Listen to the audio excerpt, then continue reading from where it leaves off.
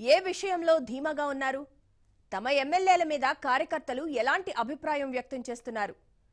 జిల్లా సిట్టింగులపై హైకమాండ్ మదిలో ఏముంది? ఆసక్తికరమైన ఈ ప్రశ్నలకు సమాధానాలేంటో ఈ కథనంలో చూద్దాం.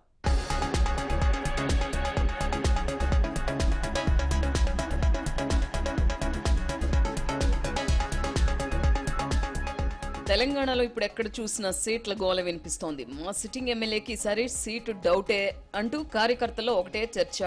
ఒకవేళ టికెట్ ఇచ్చినా గెలవడం కష్టం అంటూ పెదాలు విరుస్తున్నారు. అక్కడితో ఈ మాటలు ఆగడం లేదు. ఈసారి ఫలానా నేత మా స్థానానికి అభ్యర్థి అంటూ పేర్లతో సహా చెప్పేసుకుంటున్నారు. మరికొందరైతే సోషల్ మీడియాలో మా నియోజకవర్గానికి కొత్త అభ్యర్థి వీరే అని పోస్టులు కూడా పెడుతున్నారు. ఇలాంటి చర్చల వల్ల సిట్టింగ్ ఎమ్మెల్యేలకు కోపం కట్టలు తెంచుకుంటోంది. కొన్ని చోట్ల సొంత పార్టీ కార్యకర్తలు ఇలా చేయడం వల్ల తట్టుకోలేకపోతున్నారు. ఏమైనా అందామా అంటే ఎక్కడ ఇమేజ్ డ్యామేజ్ అవుతుందో అన్న భయంతో చిన్నపాటి వార్నింగ్లతో సరిపెట్టుకుంటున్నారు.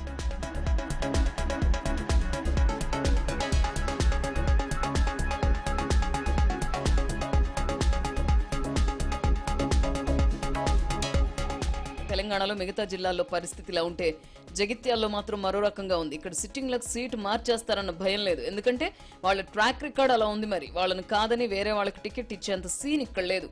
ఉన్న వాళ్ళని మార్చుతున్నామని చెప్పడానికి అధిష్టానం వద్ద సరైన కారణం లేదు. అందుకే ఆ డౌట్ ఇక్కడ అవసరం లేదు.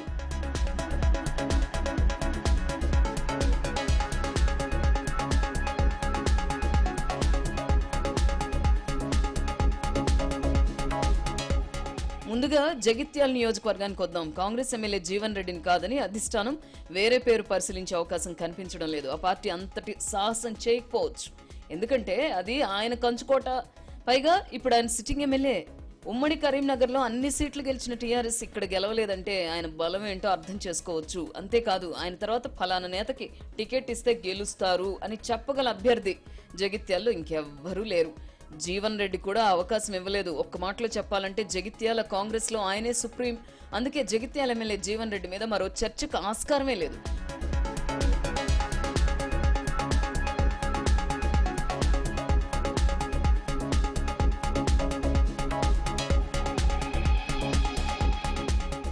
కోరుట్లలో అధికార పార్టీ ఎమ్మెల్యే విద్యాసాగర్ రావుది సేమ్ సీన్. ఎమ్మెల్యేగా హ్యాట్రిక్ సాధించిన ఆయనకు అధిష్టానం అండదండలు పుష్కలంగా ఉన్నాయి. ఇక్కడ వేరే వాళ్ల పేర్లు పరిశీలించే అవకాశమే లేదు. పైగా ఇప్పటికే ఆయన తన 2 మున్సిపాలిటీల్లో పాదయాత్ర కూడా పూర్తి చేసుకున్నారు. అసెంబ్లీ ఉంటే తప్ప హైదరాబాద్ కు వెళ్లరు. ఎప్పుడు తన నియోజకవర్గంలోని ఏదో ఒక ప్రాంతంలో తిరుగుతూనే ఉంటారు. అందుకే ఆయన కాదని అధిష్టానం వేరే వాళ్ళకి సీట్ ఇవ్వదు అన్న ధీమాతో ఉన్నారు ఆయన. కార్యకర్తలు కూడా ఆయన విషయంలో సంతృప్తిగా ఉన్నారు. సో ఆయనకు కూడా టికెట్ విషయంలో ఢోకా లేదన్నమాట.